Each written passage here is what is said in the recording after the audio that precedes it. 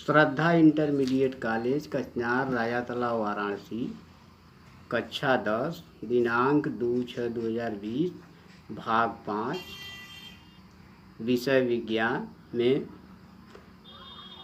Electron स्थानांतरण के आधार पर उपचयन अपचयन की परिभाषा, यानी उपचयन और अपचयन क्या होता है। पहले हम लोग पढ़ेंगे उपचयन।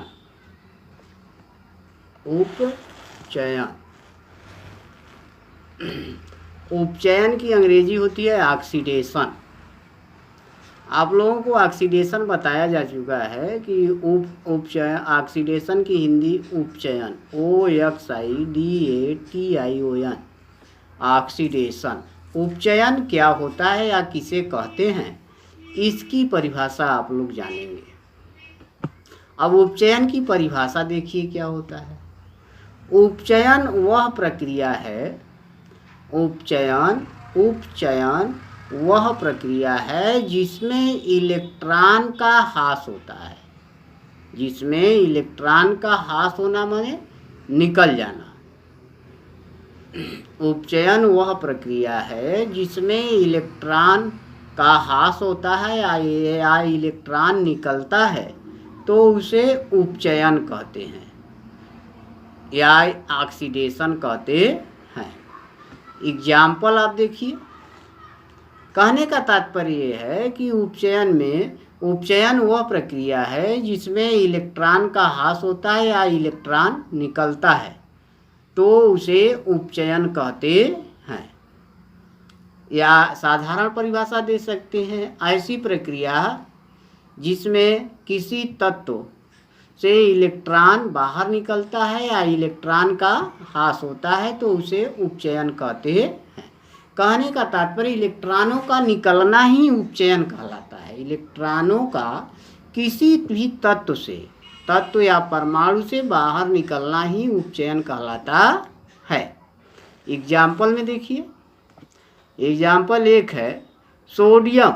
सोडियम एक तत्व है, ये आपको आप लोग के सामने दिखाई दे रहा है। सोडियम एक तत्व है।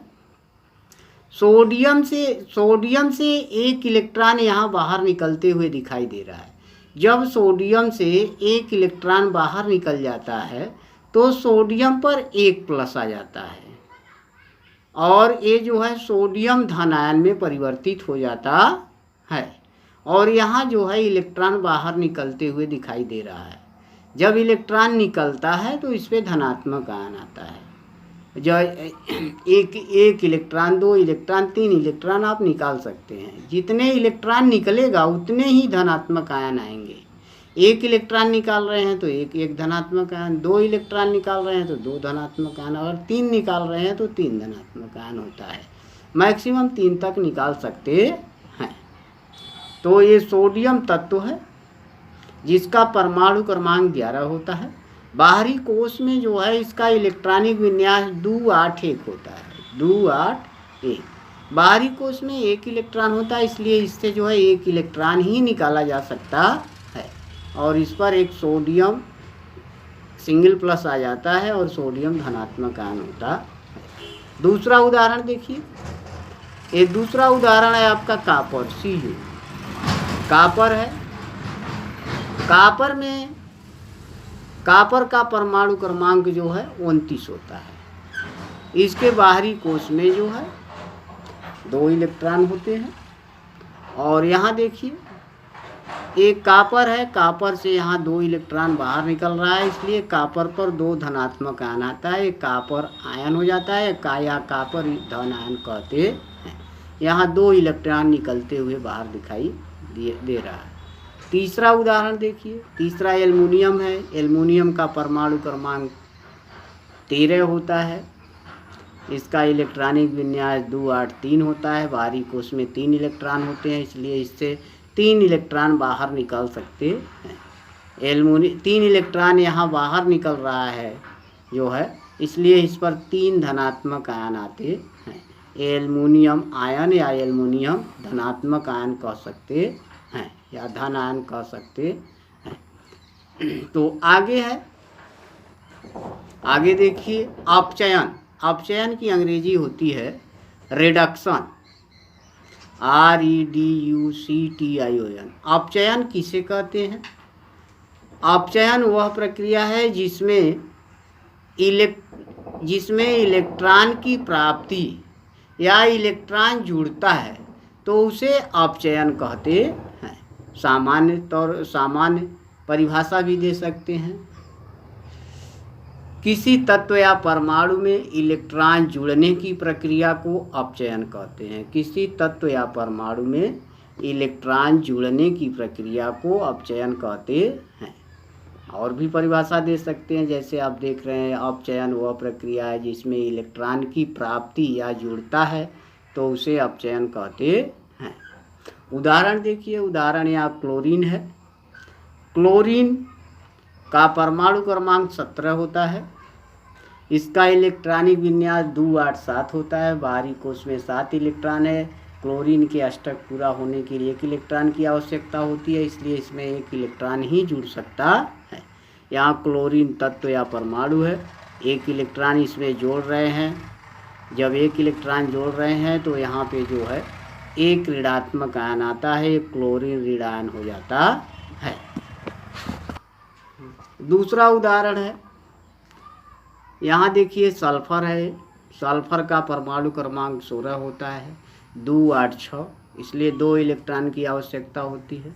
यहाँ जो है सल्फर में 2 इलेक्ट्रॉन जुड़ता है। जब जुड़ रहा है 2 इलेक्ट्रॉन तो इस पर 2 ऋणात्मक आयन आ जाते हैं। ऋणात्मक आयन को 2 माइनस या 2 माइनस कर दीजिए, इस तरह से प्रदर्शित आप कर सकते हैं। ये सल्फर है, 2 इलेक्ट्रॉन यहाँ जुड़ रहा है और ये सल्फर ऋण आयन हो जाता है, या इसे सल्फाइड आयन भी कहते हैं। सल्फर ऋण आयन या इसे सल्फाइड आयन भी कहते हैं। तीसरा उदाहरण देखिए, तीसरा उदाहरण है ये लोहा है। Fe लोहा का संकेत है। तो अब Fe पर 3 प्लस है, इसको फेरिक आयन कहते हैं। इसका रासायनिक नाम है फेरिक आयन। और इसमें जो है 1 इलेक्ट्रॉन जुड़ रहा है। 1 इलेक्ट्रॉन जुड़ रहा है तो इस पर 2 धनात्मक आयन के जगह 3 धनात्मक आयन के जगह 2 ही बचता है। और Fe डबल प्लस होता है, या ये 2 प्लस करिए या 2 ठो प्लस दिखा दीजिए तो ये फेरस आयन हो जाता है। तो इस तरह से ये फेरिक से फेरस आयन हो गया, इसको फेरस आयन कहते हैं। यदि किसी तत्व या परमाणु पर आयन की संख्या कम होती है तो फेरस कहा जाता है। यदि आयन की संख्या अधिक हो, इस पे 3 धनात्मक इसलिए फेरिक आयन है, और इस पे 2 धनात्मक है इसलिए फेरस आयन होता है। आयनों की संख्या कम तो किसी तत्व या परमाणु में अस जुड़ता है। यदि आयनों की संख्या अधिक तो इक जुड़ता है। फेरिक आयन हो गया, ये फेरस आयन हो गया। आगे देखिए, आगे क्या है? आगे है ऑक्सीजन के योग या ह्रास के आधार पर, ऑक्सीजन के योग या ह्रास के आधार पर उपचयन तथा अपचयन की परिभाषा। दूसरी तरह से इसकी परिभाषा देखिए, ऑक्सीजन के जुड़ने या निकलने के आधार पर, योग या ह्रास का मतलब ऑक्सीजन के जुड़ने या योग या ह्रास के आधार पर उपचयन तथा अपचयन की परिभाषा। तो योग या ह्रास का मतलब जुड़ना, योग माने जुड़ना, ह्रास माने निकलना। तो आगे देखिए उपचयन की परिभाषा जो है, यहाँ जो है जुड़ने और निकलने की ऑक्सीजन के आधार पर क्या होता है। इस प्रक्रिया में ऑक्सीजन संयोजित होता है या जुड़ता है तो वह उपचयन कहलाता है। उदाहरण देखिए, सल्फर का ऑक्सीजन से संयोग होने पर सल्फर डाइऑक्साइड उत्पन्न होता है। यहाँ देखिए सल्फर तत्व या परमाणु है, ऑक्सीजन O2, ये जो है सल्फर के साथ जुड़ जाता है तो सल्फर डाइऑक्साइड बन जाता है। सल्फर डाइऑक्साइड SO2, ये है सल्फर डाइऑक्साइड, एक प्रकार की गैस होती है। सल्फर जो है ठोस अवस्था में पाया जाता है और ऑक्सीजन गैस अवस्था में, सल्फर डाइऑक्साइड भी गैस अवस्था में पाई जाती है।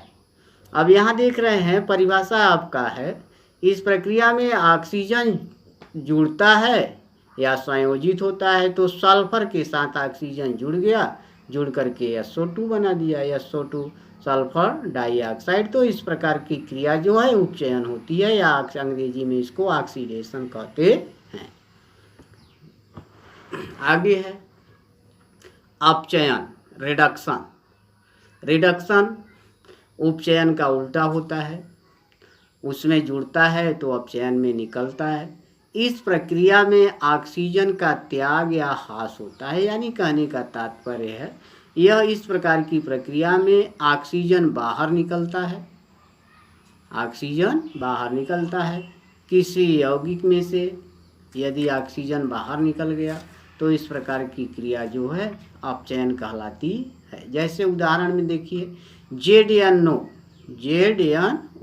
इसको जिंक ऑक्साइड कहते हैं। जिंक ऑक्साइड एक कार्बन है, जिंक ऑक्साइड में से ऑक्सीजन बाहर निकाल देंगे तो जिंक बचेगा, और जो है कार्बन के साथ जो है ऑक्सीजन जुड़ता है तो एक कार्बन मोनोऑक्साइड गैस बना देती है।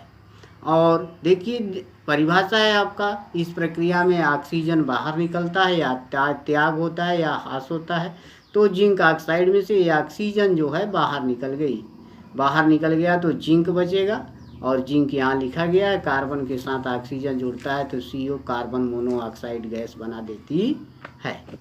और इसी के आगे दूसरा उदाहरण देखिए। दूसरा उदाहरण है एक कॉपर ऑक्साइड है, CuO, कॉपर ऑक्साइड। ये जो है आपका कॉपर ऑक्साइड है। कॉपर ऑक्साइड हाइड्रोजन के साथ संयोग करता है तो कॉपर ऑक्साइड में से ऑक्सीजन बाहर निकल जाता है और H2 के साथ जुड़ करके H2O जल का निर्माण कर दे। तो कॉपर ऑक्साइड में से जब ऑक्सीजन बाहर निकलेगा तो कॉपर बचेगा, एक कॉपर यहाँ लिखा गया है, H2 के साथ जुड़ता है तो ये H2O बन जाती है। तो यहाँ जो है बाहर कॉपर ऑक्साइड से कॉपर बाहर निकल रही है, ये देखिए ये आपका तीर निशान लगा हुआ है, ये यहाँ से यहाँ तक कॉपर ऑक्साइड में से कॉपर बाहर निकल जा रही है। जब कॉपर बाहर ऑक्सीजन, कॉपर नहीं, ऑक्सीजन बाहर निकल जा रही है तो कॉपर बच रहा है, यानी ऑक्सीजन के निकलने की प्रक्रिया ही अपचयन कहलाती है किसी यौगिक में। एक कॉपर ऑक्साइड एक प्रकार का यौगिक होता है, तो ये कॉपर बचता है, तो कॉपर ऑक्साइड तीर बना हुआ है, तो इस प्रकार की क्रिया अपचयन ये लिखा गया है, ये अपचयन कहेंगे। और जब यहाँ H2O ऑक्सीजन जुड़ भी रहा है, देखिए यहाँ HO जो है H2 के साथ जुड़ करके ये बन जा रही है H2O, तो ये उपचयन हो गया, यानी ऑक्सीजन जुड़ना उपचयन और ऑक्सीजन निकलना अपचयन कहलाता है। तो इस ऐसी अभिक्रिया जिसमें अपचयन उपचयन दोनों एक साथ होती है, देखिए इस अभिक्रिया में दूसरा जो उदाहरण है इसमें दोनों एक साथ होते, तो इस प्रकार की अभिक्रिया को रेडॉक्स अभिक्रिया कहते हैं, रेडॉक्स रिएक्शन कहते हैं, या इसे हिंदी में कहते हैं रेडॉक्स अभिक्रिया। Redox means redox, reaction means अभिक्रिया।